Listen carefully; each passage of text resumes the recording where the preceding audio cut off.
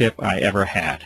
I called a very good buddy at CNN, who really assigned most of the stories. He was very high, very interested. I sent him your website, a lot of your information. He was hi, yay, yay, shut down, and I never did get an explanation. As you well know, I contacted some of our local media people. The main anchor on the local station wanted to do a story, we thought, and we shot a lot of video of the activity. In those days, it was very obvious. Now it's a little harder. You don't have the mornings where you have the deep blue sky, and then the afternoon. You get the pale blue-white sky if you're lucky. And as you well know, that story never aired. Comment. I would consider that a fairly serious, dedicated effort by a media person, and yet we saw nothing come of it. Response. Nothing came of it. Exactly. As you well know, the USA Today, which is an international publication, did a story on it, but it was obviously with an agenda, basically poking fun at those goofy people who saw those things. I believe there was one or two credible people interviewed, but for the most part, the reporter started out with an agenda to sort of mock, make fun of those people who were seeing things in the sky. And if I had a dime for everybody else that they called, wrote, or begged, I could at least buy an ice cream cone. To no avail, just hitting a wall.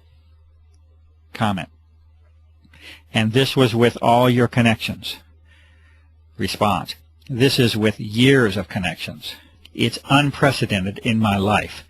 And I cannot name another story. People point to Watergate as this big watershed cover-up. I find that laughable. This, in my opinion, is the biggest story, and I approached many of my colleagues this way. This is the biggest story in recorded human history. You have an entire planet now covered with whatever by whoever, and nobody's even acknowledging it. What the heck is going on, and how come we don't know? Question. That's the question. What could explain that level of refusal? Response. A few things, okay? A few things, to be fair. Fear. I saw that. Fear. Because the folks that get it know who's doing it, and they're afraid. Okay? They know it's something bigger than them. They know all the possibilities of who is able to put planes in the sky, that many, every day, 24/7. It doesn't take a nuclear physicist to figure out that it's not the guy around the corner. This is big. Comment. So even the journalist has that threshold that they're unwilling to cross? Response. Oh yeah, afraid. And the few that are left who do catch on to it and say, wow, I want to do this story, like we were just discussing. They hit a wall somewhere, and I'm never told where it is. I don't know if it's the news director. I don't know if it's the station manager. I don't know who. But they hit that brick wall, and it goes away.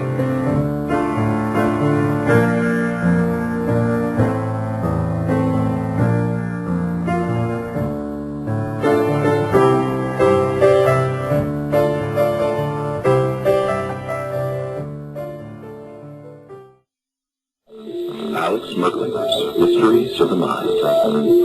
It is the world that has been pulled over our eyes. As you know, I've been a pilot for over 40 years. I've been flying. I stopped counting my hours at 3,500 hours, which is a fair amount. I've owned 7 airplanes in my life. I have ratings all the way up to twin IFR. I am not jet rated, but you know, everything else. But today, Clifford, when all of a sudden you see these trails in the sky in the morning when you wake up, and by late morning, early afternoon, the sky is totally overcast. It is not natural. The government and other people say, oh, well, that's a contrail, condensation contrail that all planes do at a certain altitude. And I said, you don't know what you're talking about. Yes, there are contrails. Go back to World War II. We had contrails, but they didn't last. This was, you know, in those days it was condensation of moisture, and then it dissipates after, I don't know, maybe depending on the altitude, maybe a minute. maybe a little over a minute, but around a minute, and it's gone. These things last all day long, unless there's a strong wind and it blows out of the way. Now it's gotten so bad, and I talk to people, as you know, all over the world, and it's happening almost every country that I'm aware of in the world. We have listeners in at least 50 countries that we know of, and people are always reporting back. If we get into a discussion or times that you have been on the show before, people come back and just report incredible experiences. They have a lot of respiratory problems. They never had that before. People are having a lot of sinus problems. They've never had that before. They have been inundated with some of these sprays.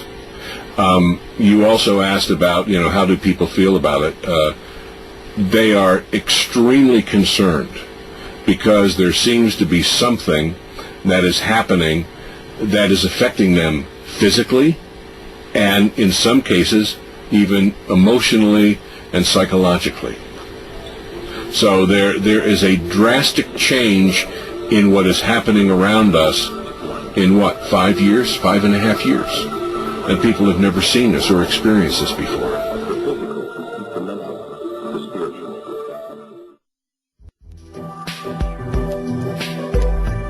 Clifford, it's so good to be on tape in person with you on this subject. I know before we couldn't show my face, we couldn't hear my voice because I was under contractual agreement. I'm no longer under that contractual agreement. So I can be here in person, and that feels good.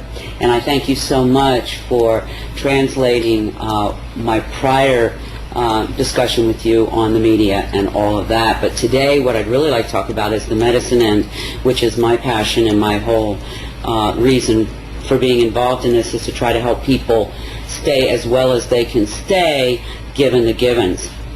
I also want to say something that's very important to my heart, is that I am deeply patriotic.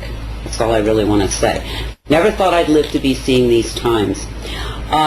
As you know, recently information was brought to us that's critical in terms of health.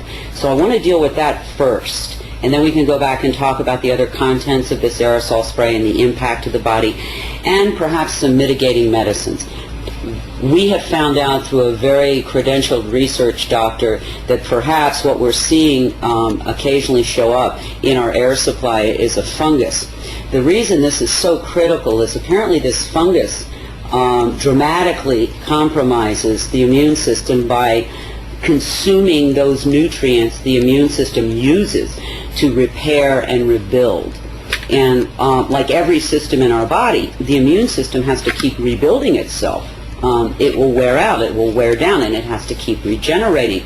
If it doesn't have those nutritional tools to do that, your immune system becomes dramatically compromised, unable to deal with any kind of invader. That's why I think we're seeing so many more colds and flus than we've seen in the last 5.5, 6 years, than we've seen in a long time. I know in my clients, these things are like epidemic. Sinus infections, colds and flus. That's on the lighter side. On the heavier side, we're seeing a lot more cancers and some very devastating disease, implying an extremely compromised immune system. Part of that has to be this fungal kind of invasion because, as I said, this fungus eats the nutrients that the immune system uses to rebuild itself. People say, well, what do you do about a fungus? Well, there's some things that we know that are very good natural medicines for fungal invasions like that. Garlic kills fungus pretty much on contact. The Chinese mushrooms, reishi, shiitake, maitake, particularly in extract form, have been had a lot of efficacy. Caprylic acid, which you can find in any health food store. There are a number of things, and finally colloidal silver, we know, is a major antifungal.